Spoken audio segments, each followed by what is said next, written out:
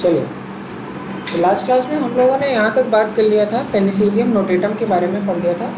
Penicillium notatum की discovery के बाद और भी बहुत सारी एंटीबायोटिक खोजी गई।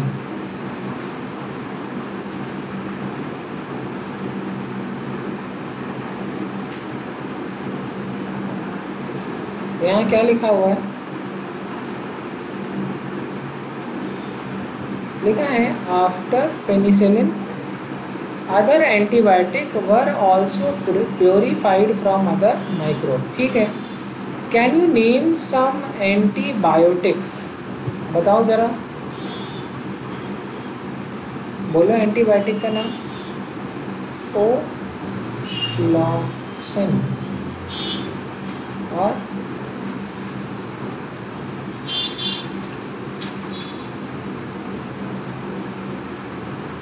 Ciprofloxacin,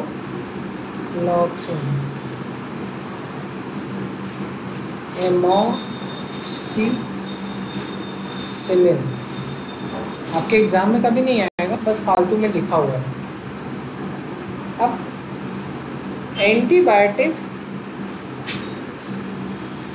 have greatly improved our capacity to treat deadly disease like plague। क्या मैंने आपको प्लेग के पॉजिटिव एजेंट का नाम बताया था? जरा मुझे कोई बताया क्या नाम था? लिखवाया है ना अभी नोट्स में? अभी आप लोगों ने मुझसे कल या परसों पूछा था। वूफिंग कफ क्या कहते हैं? काली खांसी या, ठीक है, वूफिंग कफ यर्सीनिया पेस्टिस। तो लिख लीजिए, प्लेग, यर्सीनिया पेस्टिस, ठीक है। डिप्टेरिया क्या लिखवाया था? कॉरिनी बैक्टीरियम डिप्टेरी।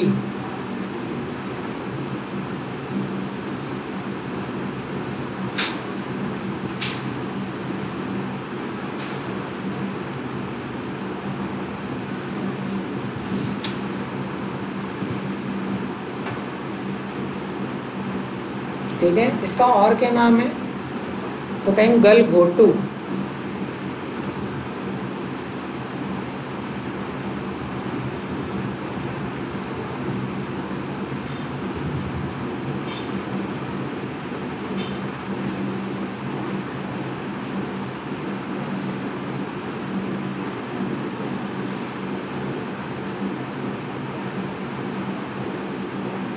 ठीक है, लिखिए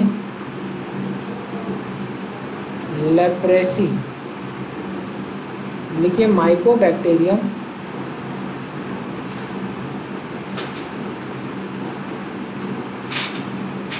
लैपेरी।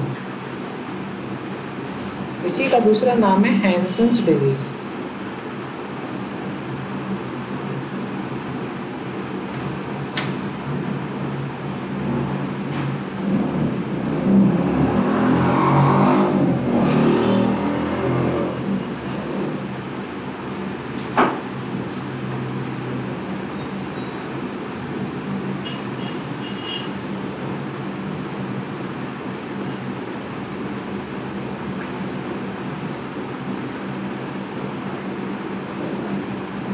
ठीक है, वूफिंग कफ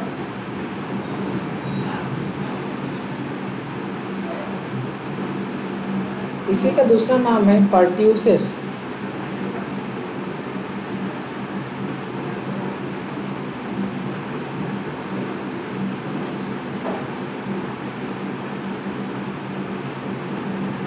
ठीक है, लिखिए it is upper respiratory infection.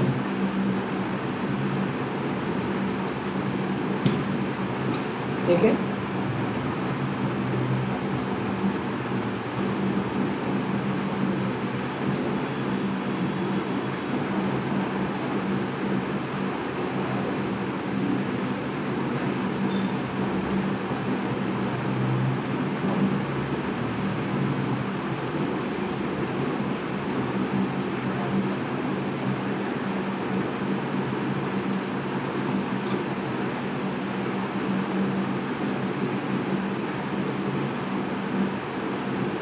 हो गया।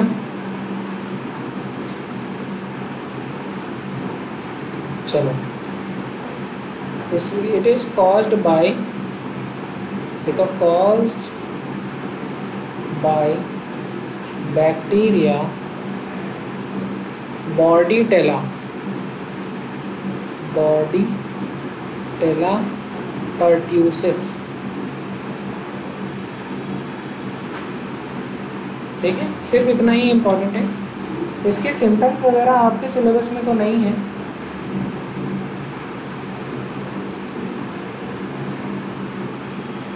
तो इसमें कई हफ्तों तक खांसी आती है, सांस रुक जाती है, इतना तेज खांसी आती है कि सांस रुकनी पड़ती है।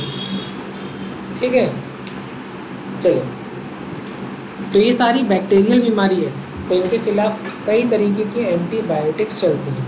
तो डिफरेंट तरीके के antibiotic will help to get rid off all these type of diseases.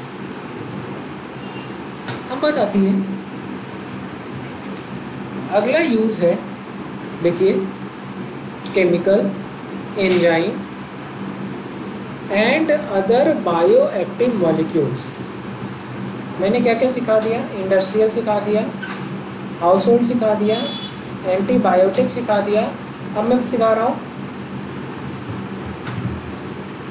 Chemical, enzyme and other bioactive molecules.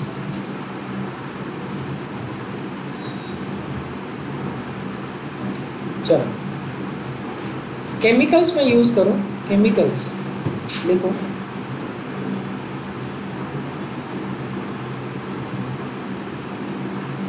Chemicals, chemicals like organic acids, chemicals like alcohols. ठीक है, और अब एंजाइम्स की जब हम बात करेंगे तो वहाँ पर हम उसका एज ए एंजाइम बात करेंगे। अब केमिकल का यूज कहाँ होगा? कहेंगे सर यूज तो भैया दो ही जगह है, या तो कॉमर्शियल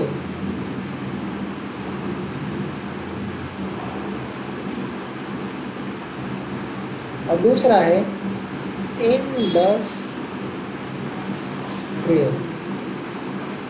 बात समझ में आ गई? चलो, अब बात आती है ऑर्गेनिक एसिड्स की।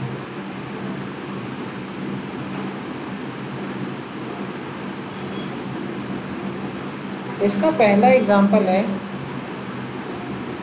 सिट्रिक एसिड, और it is produced by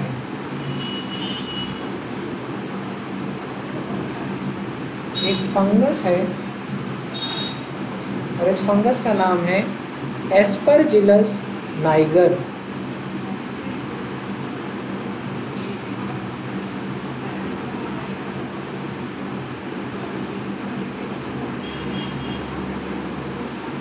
Aspergillus niger.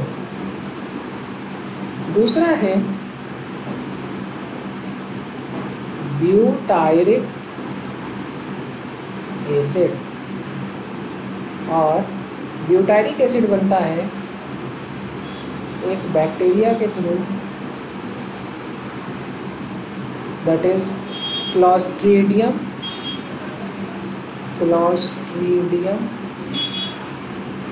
Butylicum.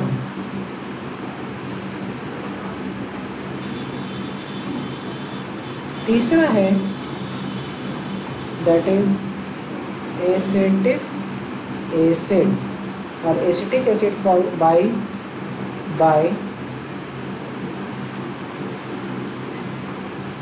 Bacteria Acetobacter aceti.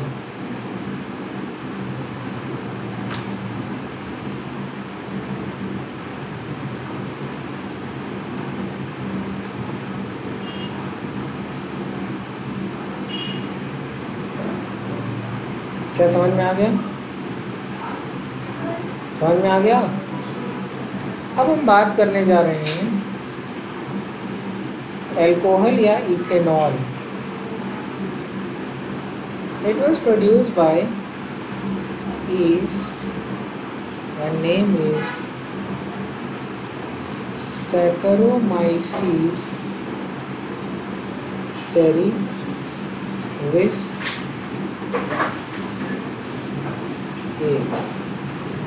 Saccharomyces cerevisiae। ये तो बात हो गई chemical like organic acid and alcohols की। अब हम बात करने जा रहे हैं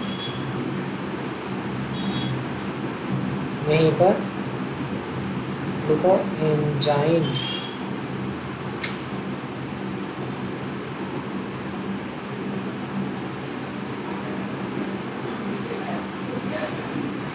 किसकी बात करने जा रहे हैं? एंजाइम्स।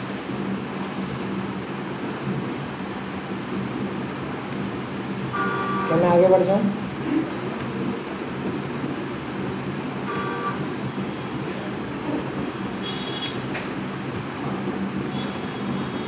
लिखो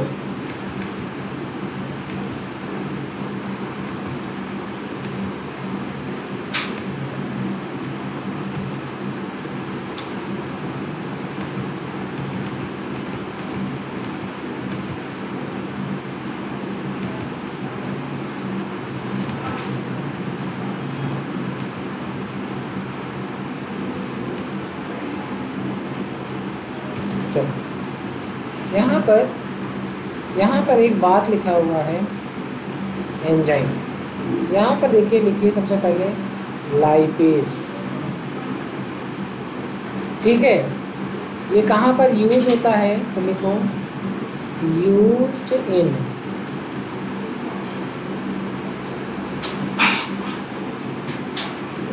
डिटर्जेंट्स। अच्छा, आप लोगों ने कुछ ब्रांड्स को सुना होगा जो ऑर्गेनिक डिटर्जेंट्स बनाते हैं, क्योंकि ज़्यादातर डिटर्जेंट कैसे होते हैं?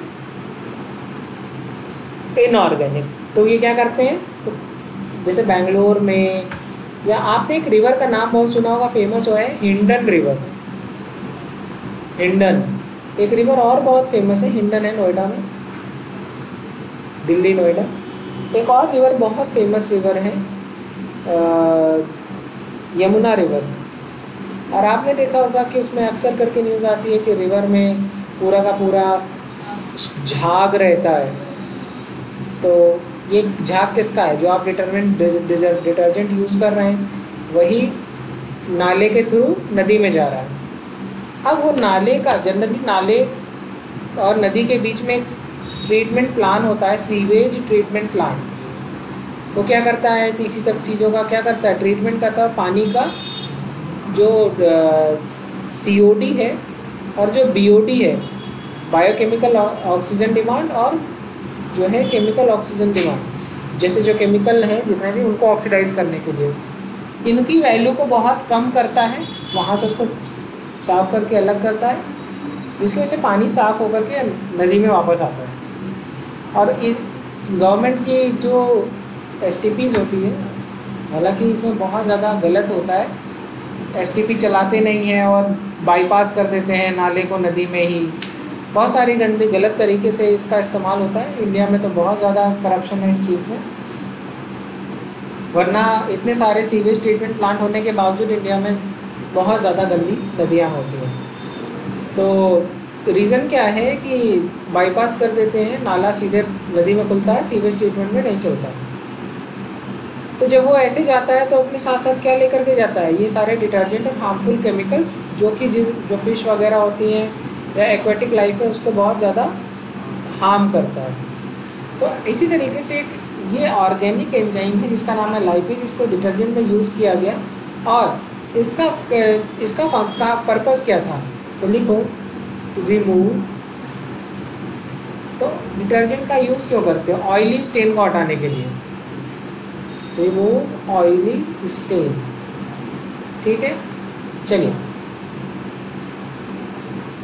Oily stand. अब अगला एग्जांपल लिखो। अच्छा, तुम लोगों ने कभी ट्रॉपिकाना जूस या इस तरीके के जूसेस पिए? नहीं पिए? चलो इस बार तुम टेस्ट में अच्छा नंबर लाना, हम तुमको दिलाएंगे ट्रॉपिकाना, ठीक है? 600 ml दिला देंगे, ठीक है? अब मेरी बात को समझिए, ट्रॉपिकाना जूस पीते हो और जो ये गन्ने का जूस पीते हो या मौसमी का जूस पीते हो या अनार का जूस पीते हो, तो जब तुम लेते हो तो एकदम ट्रांसपेरेंट होता है क्या? बाहर से खुला खुला, जो दुकान वाला ऐसे मौसमी का जूस बना करके आपको देता है, तो उसमें सिर्फ जूस होता है या फाइबर्स वगैरह भी होते हैं? फाइबर्स होते हैं, एकदम क्रिस्टल क्लियर नहीं होता है। लेकिन अगर आप ट्रॉपिकाना जूस को ट्रांसपेरेंट ग्लास की बॉटल में निकाल करके देखिए तो एकदम सिर्फ फ्लूइड होता है, सिर्फ पानी होता है, मतलब कलर्ड पानी होता है, मतलब होता जूस ही है, बट ऐसा लगता है कि एकदम ट्रांसपेरेंट है, ट्रांसलूसेंट हो, किसी भी तरीके के फाइबर उसमें तैरते नहीं दिखेंगे। वरना तुम कहोगे, जैसे कई सारे जूसेस ऐसे होते हैं जिसका फाइबर नीचे बैठ जाता है, तुम कहते हो जूस एक्सपायर हो गया। आपको बहुत आसानी से याद होगा, जैसे आप माज़ा पीते होगे या स्लाइस पीते होगे, तो वो बॉटल वाली जिसने स्लाइस पी है उसमें अक्सर करके वो स्लाइस का जो वो होता है, स्लाइस नीचे बेस होता है, बेस में ऐसा लगता है कि कुछ चीज़ें नीचे बैठी हुई हैं। फिर उसको लिखा होता है शेक वेल बिफोर यूज़, बोतल शेक करिए। बात समझ में आ गया? तो ये चीज़ें उस वाले जूस में नहीं है, हमारे जूसेस में क्यों है? तो होता क्या है कि क्योंकि ये फाइबर्स हैं और इसमें इनको खाने के लिए फंगस बैक्टीरिया जल्दी आ सकते हैं, तो इनका वहाँ होना नुकसानदेह। तो अब जूस को छानो चाहे जितना, उसमें से निकाल पाओगे क्या फाइबर? थोड़ा मोड़ा तो आएगा ही। तो एक एंजाइम है और जिसका नाम है, लिखिए स्ट्रेप्टोकाइनेज। नहीं, आपके लिए इम्पोर्टेंट है ये जूस वाला ना, जूस वाला पढ़ा रहे थे। स्ट्रेप्टोकाइनेज तो क्लॉट बस्टर होता है। हाँ, पेक्टिनेज एंड प्रोटीएज लिखिए, एक एंजाइम है प्रोटीएज एंड पेक्टिनेज, ठीक है?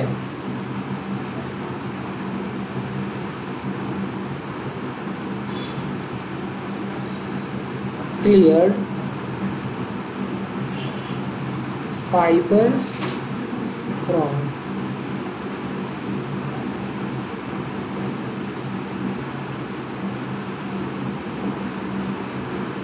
fruit juices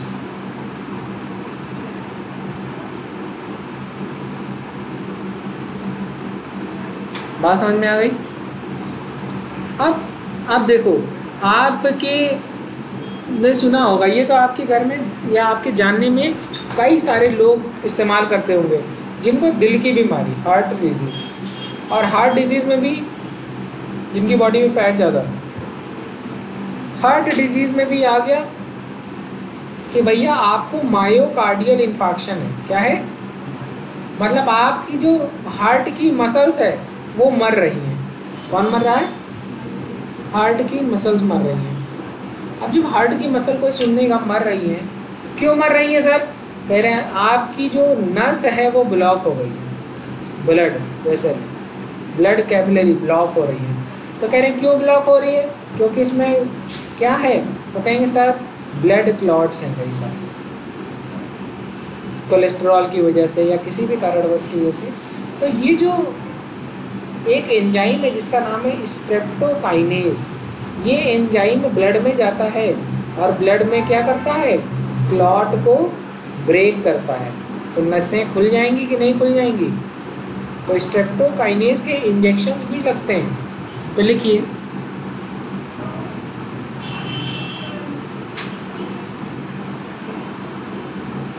देखो पहले एक बैक्टीरिया है जिसका नाम है स्ट्रेप्टोकॉकस।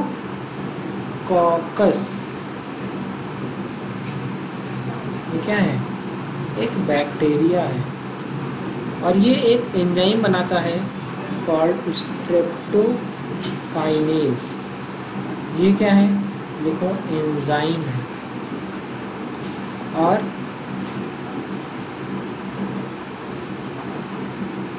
देखो used as clot buster. It will remove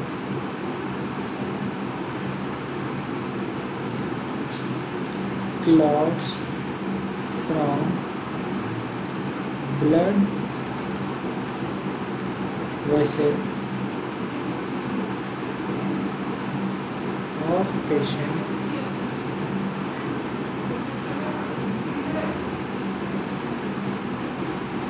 myocardial infarction.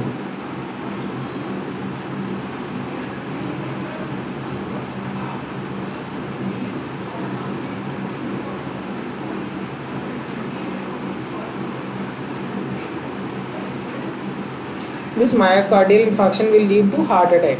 तो हार्ट अटैक के चांसेस को कम करने के लिए किसके इंजेक्शन लगेंगे? स्ट्रेप्टोकाइनेस के। और ये किसकी तरह काम करेगा? क्लॉट बस्टर की तरह काम करेगा। आ गया कि नहीं आ गया? चल लिखो लिखो साइक्लोस्पोरिन ए। और ये देखो जो ऑर्गन ट्रांसप्लांट के पेशेंट होते हैं उनको देते हैं। तो लिखो साइक्लोस्पोरिन ए लिखो। दूसरा पॉइंट लिखो डैश करके immune suppressive agent in organ transplant patient used in. और ये जो साइक्लोस्पोरिन ए है इसको बनाता कौन है? एक फंगस है जिसका नाम है ट्राइकोडर्मा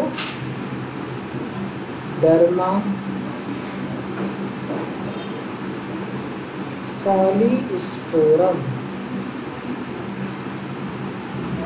और ये क्या बनाता है? साइक्लोस्पोरिन ए। और एक तरीके का इम्यून सप्रेसिव एजेंट है और इसका इस्तेमाल करते हैं ऑर्गन ट्रांसप्लांट पेशेंट के लिए। समझ में आ गया? ऐसे लिखो फंगस ट्राइकोडर्मा पॉलीस्पोरम। और क्या बनाता है? साइक्लोस्पोरिन ए। साइक्लोस्पोरिन ए है क्या? तो जिसको ऑर्गन ट्रांसप्लांट होता है किडनी, लीवर, पैनक्रियाज, लंग्स,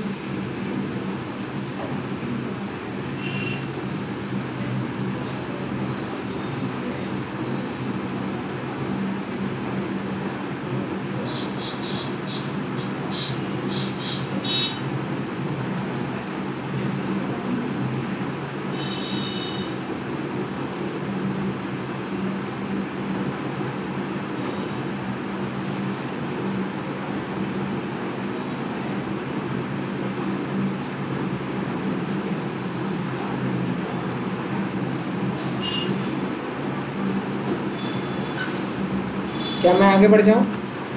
चलिए अब एक फंगस और है जिसका नाम है फंगस। फंगस में भी एक वैरायटी है ईस्ट। तो लिखो ऐसे फंगस। क्या नाम है? Monascus purpureus.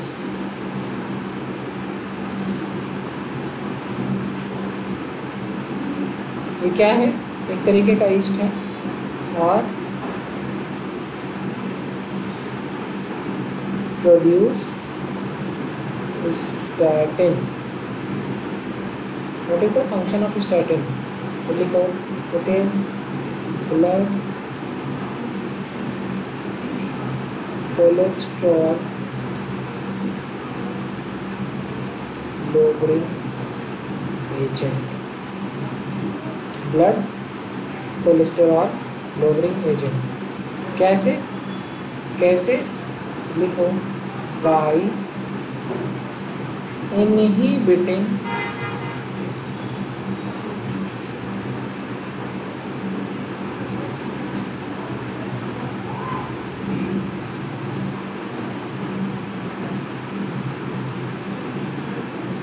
enzyme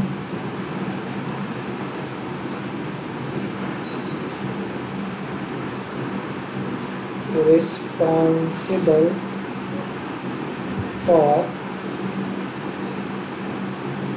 synthesis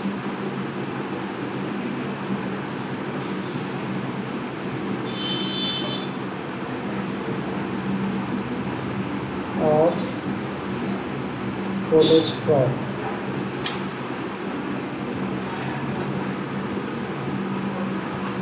और ये यहाँ पर इनहिबिटिंग रिएक्शन कौन सी है? Competitive inhibition. ये सब एग्जाम में क्वेश्चन आता है। कॉम्पिटिटिव इनहिबिशन किस तरीके का होगा? कॉम्पिटिटिव या नॉन कॉम्पिटिटिव? तो ये किस टाइप का है? Competitive inhibition. इंपॉर्टेंट है।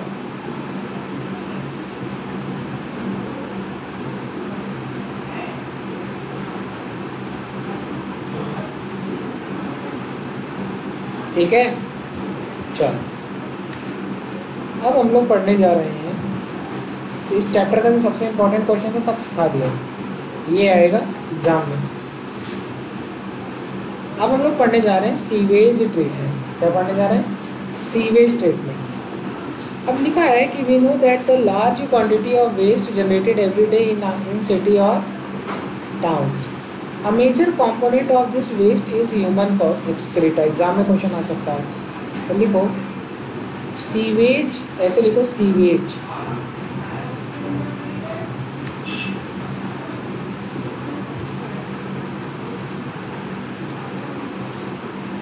ऐसे लिखो सीवेज।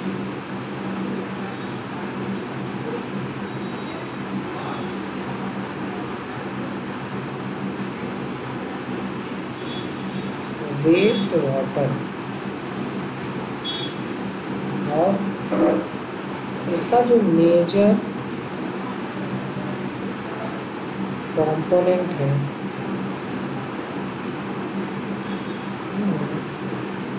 Human excreta. आप लोग को ये जान के हैरानी होगी, 0.1% गंदगी पानी को पीने के से अनफिट कर देती है। Make water unfit for drinking. 0.1% गंदगी, मतलब आपने एक गिलास पानी लिया और उसमें केवल दो से तीन टुकड़े बालू के दिख जाए, बहुत से लोग पीने से मना कर देंगे। आपने एक गिलास पानी लिया, उसमें एक माइक्रो ड्रॉप इंक की गिर जाए, आप क्या, मैं क्या, कोई नहीं पिएगा? एक बूंद इंक गिर जाए, एक जग पानी में एक बूंद इंक गिर जाए, नहीं पियोगे? पियोगे? कभी कभी तुम लोग देखते हो गिलास में पानी लाया, उसमें साबुन लगा है, पीते हो? क्या कहते हो? जाओ। तो समझ में आया? तो लिखो, अब जो ह्यूमन एक्सक्रेटा है, ठीक है, what is sewage? It is a municipal waste water. Municipal waste water, sewage is a municipal waste water. ठीक है, और इसका मेजर कंपोनेंट है human excreta plus organic matter plus microbes.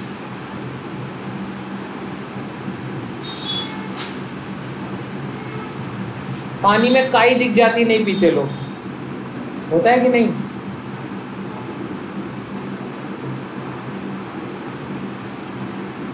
आपको पता है microbes are generally, microbes are क्या है? पैथोजेनिक।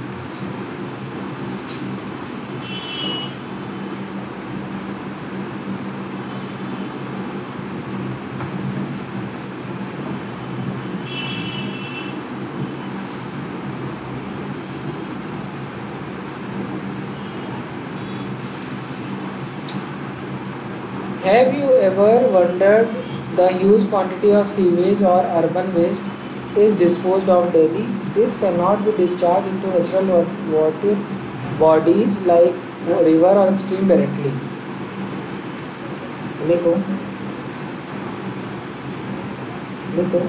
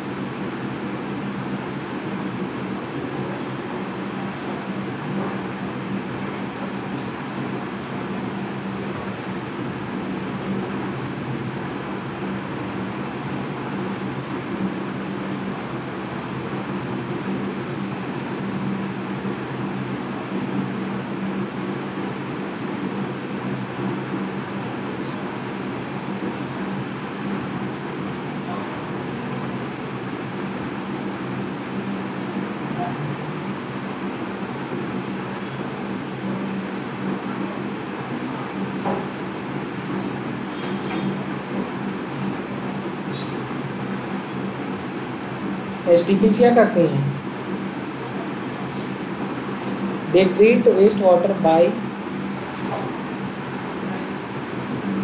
Heterotrophic microbes. और ये हेट्रोट्रॉफिक माइक्रोब्स कैसे होंगे? एरोबिक। कैसे होंगे? एरोबिक माइक्रोब्स होंगे।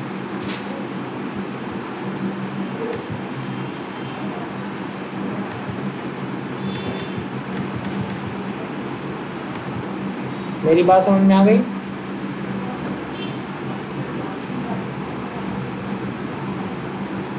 अब यहाँ पर लिखा है कि STP जो है ये दो पार्ट में ट्रीटमेंट करते हैं, प्राइमरी ट्रीटमेंट और सेकेंडरी ट्रीटमेंट। जनरली 2 नहीं, अब 3 पार्ट में करते हैं। पहले जो है, सबसे पहले फिजिकल डेब्रीज हटाते हैं, लाइक स्लज, मिट्टी वगैरह और प्लास्टिक्स, ये सारी चीज़ों को सेग्रीगेट करके अलग करते हैं।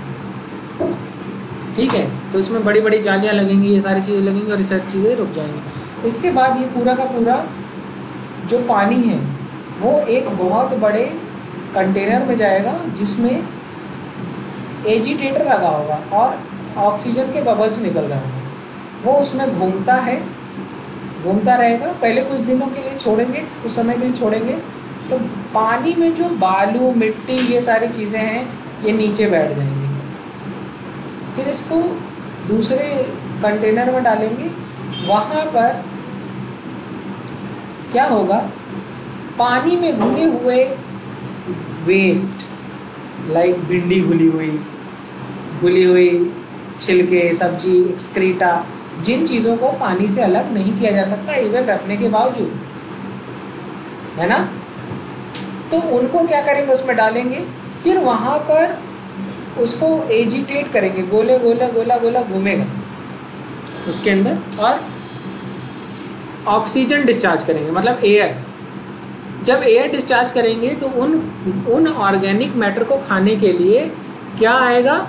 Microbes, like bacteria, like fungus, क्योंकि फंगस को कॉटन खाना है, फंगस को भिंडी खानी है ना, बैक्टीरिया को खाना है। तो ये जो फंगस है, ये जो बैक्टीरिया है, ये सब के लिए उस पानी में खाना मिल गया। और क्योंकि ये तेज़ी से ग्रो करे तो इसके लिए उसको ऑक्सीजन चाहिए। ऑक्सीजन आर्टिफिशियली सप्लाई की जा रही है एयर के फॉर्म में। होगा क्या? कुछ समय में ये इसको खा करके ख़त्म कर देंगे, लेकिन उस खाने के दौरान ये अपनी कॉलोनी को बहुत ज़्यादा बढ़ाएंगे। क्योंकि खाना मिलने के बाद आदमी या तो बच्चे पैदा करता है या तो क्या करेगा? रिप्रोडक्शन करेगा, कॉलोनी बढ़ाएगा, या फिर वो खाना डाइजेस्ट करेगा। तो दोनों काम हो रहा है, खाना भी डाइजेस्ट कर रहा है और बच्चे भी बढ़ा रहा है, ताकि जो है ज़्यादा से ज़्यादा खाने को कैप्चर किया जा सके। सब कुछ हो गया, लेकिन अब पानी धीरे धीरे साफ़ हो रहा है, क्योंकि इसके अंदर का सारा ऑर्गेनिक मैटर तो तुमने खा लिया बैक्टीरिया में, फंगस ने। अब ये बैक्टीरिया फंगस की बहुत ज़्यादा कॉलोनी बन गई। तो अब क्या करेंगे? ये जो एजिटेटर है इसको बंद कर देंगे। बंद कर देंगे तो ये जो बैक्टीरिया फंगस की बड़ी बड़ी कॉलोनी है ये इतनी भारी हो जाएंगी कि ये नीचे बैठ जाएंगी, क्योंकि आपने मशीन घुमाना बंद कर दिया। और वो पानी को ड्रेन कर लेंगे। अब वो जो पानी है वो तो साफ़ हो गया, उसमें गंदगी है नहीं। केमिकल के लिए टर्शियरी ट्रीटमेंट देंगे, जहाँ पर केमिकल को ट्रीट करेंगे, इनऑर्गेनिक केमिकल डालेंगे और उनके साथ प्रेसिपिटेट बनाएंगे और वो नीचे बैठ जाएंगे। और तब हालांकि हमारे सिलेबस में सिर्फ प्राइमरी और सेकेंडरी ट्रीटमेंट है, बायोलॉजिकल ट्रीटमेंट हो कहते हैं। बात समझ में आ गई? अब वहाँ से क्या होगा? वो पानी नदी में, रिवर में भेज दिया, ये तो बात तो कोई दिक्कत नहीं है।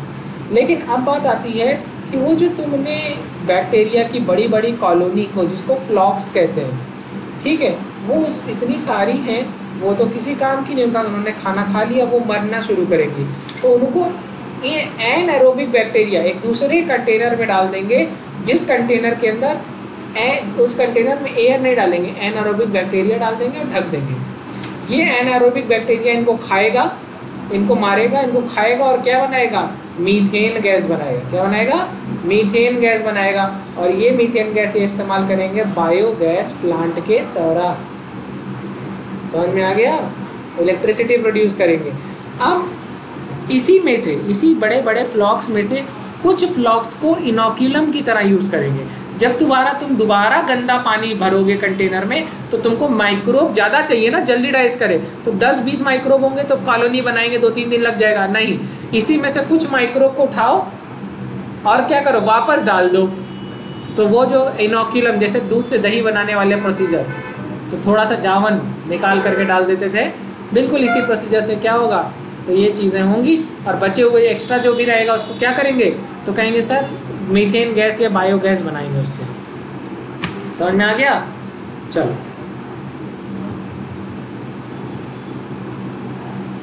ऐसे लिखो, ऐसे बनाओ, लिखो सीवेज। सीवेज का सबसे पहले क्या होगा, प्राइमरी ट्रीटमेंट। और प्राइमरी ट्रीटमेंट के बाद यहाँ पर क्या होगा, सेकेंडरी ट्रीटमेंट। सेकेंडरी ट्रीटमेंट कैसा ट्रीटमेंट है, बायोलॉजिकल।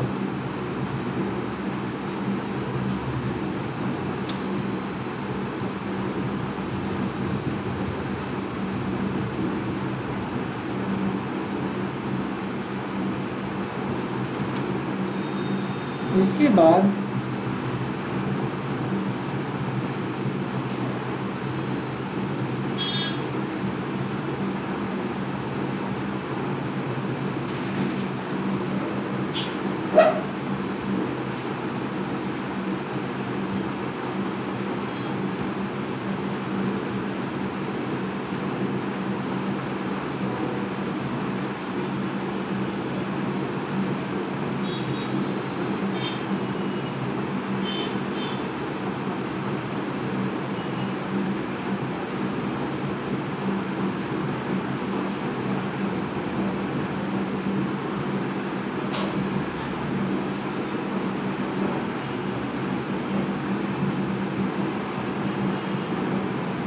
केमिकल ट्रीटमेंट के बाद ये कहाँ चला जाएगा,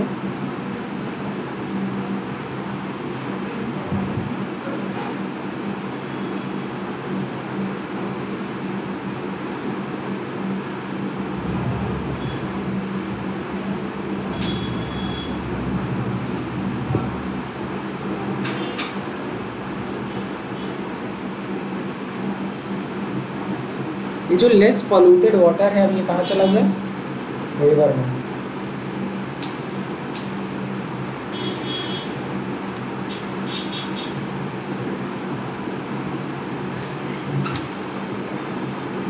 समझ में आ गया?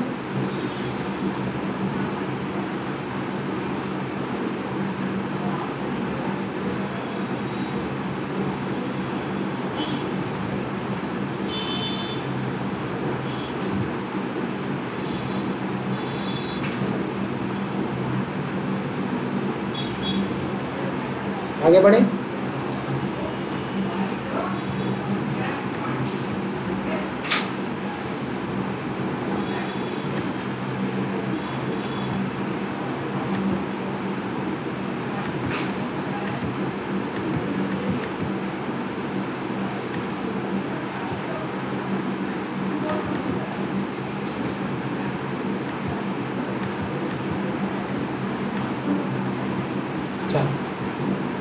लिखो प्राइमरी ट्रीटमेंट, तो इसको और बड़ा कर दो तो जगह हो जाएगा।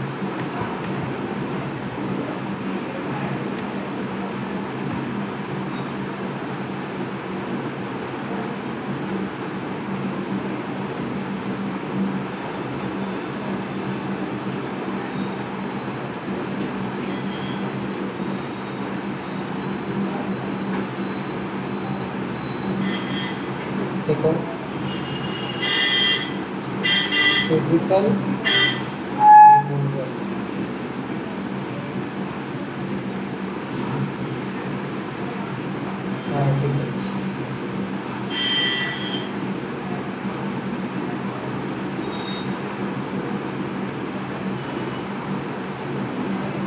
क्या क्या हैं? पार्टिकल्स क्या होंगे? Particles can be large small. Physical removal of large or small particle from the sewage through large particle को कैसे निकालेंगे? तो कहीं फिल्टरेशन.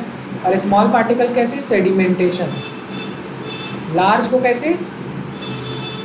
बोलो. फिल्ट्रेशन. और स्मॉल को कैसे? सेडिमेंटेशन. देखो, फिल्ट्रेशन एंड सेडिमेंटेशन.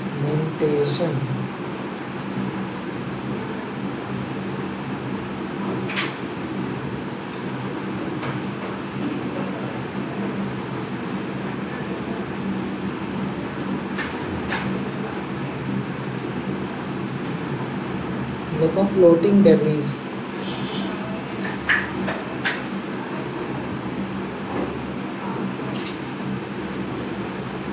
ठीक है. और सेडिमेंटेशन के थ्रू क्या?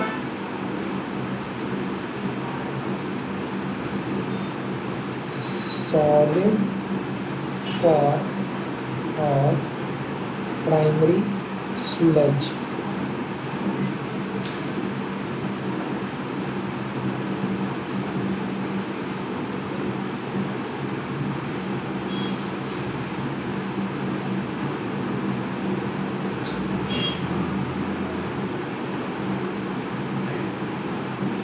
सुपर नेट्रिन फॉर्म वाले इफ्लुएंट. सुपर नेट्रिन मतलब झाग. क्या? झाग ऊपर है, पानी के ऊपर है, तो उसको क्या कर रहे? वैसे नहीं.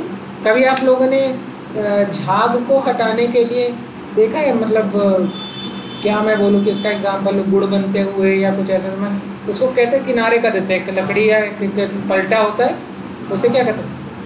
क्या कहते हैं? हाँ, निकाल देते हैं. ठीक है. ये वो बात हो गई जैसे कि गर्म दूध के ऊपर से मलाई हटाने का तरीका. राइट. तो ये समझ में आ गया. स्मॉल में जो सॉलिड डेब्रीज होंगे वो नीचे बैठ जाएंगे, लेकिन जो झाग वगैरह होंगे, जो सुपर नेटेंट होंगे ऊपर, उसको इफ्लुएंट कहते हैं. क्या? Supernatant form is effluent.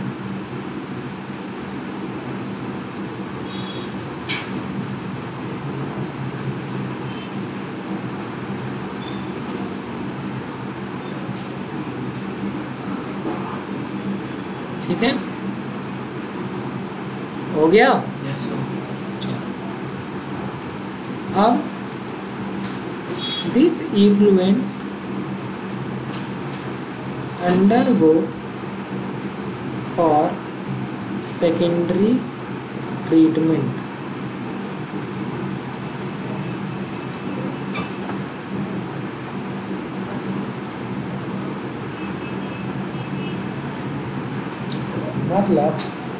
मतलब अभी तक जो हम लोगों ने पढ़ा उसके हिसाब से सीवेज के ऊपर यहाँ पर बहुत सारी जालियाँ लगी थी. यहाँ पर चीज़ों को ट्रैप किया, फिर इसको क्या किया? एक कंटेनर में डाला और नीचे कुछ मिट्टी बैठ गई और बाकी का पानी ऊपर. अब क्या हुआ? ये जो पानी है यहाँ से दूसरे टैंक में आया, इसी को कहा गया इफ्लुएंट. और इसको कहा गया सॉलिड डेब्रीज. इसी को कहा गया लाइक ग्रिट, सॉइल, पेबल्स, और इन्हीं को कहा गया प्राइमरी स्लज. समझ में आ गया? हाँ या ना? बना लो डायग्राम।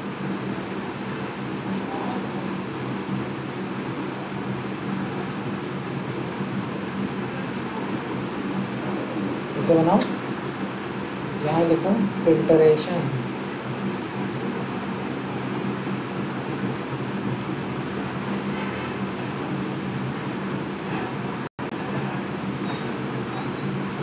हाँ या ना? यहाँ पर क्या होगा? Secondary treatment.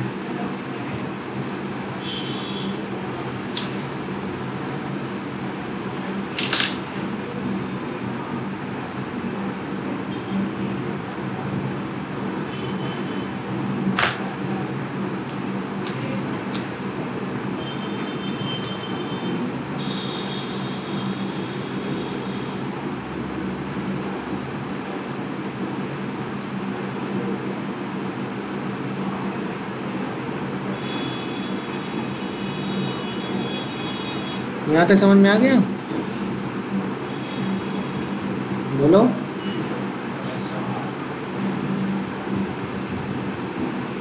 बना लिया था ना डायग्राम? बना लो। इसके आगे का पार्ट हम लोग नेक्स्ट क्लास में डिस्कस करेंगे। Thank you.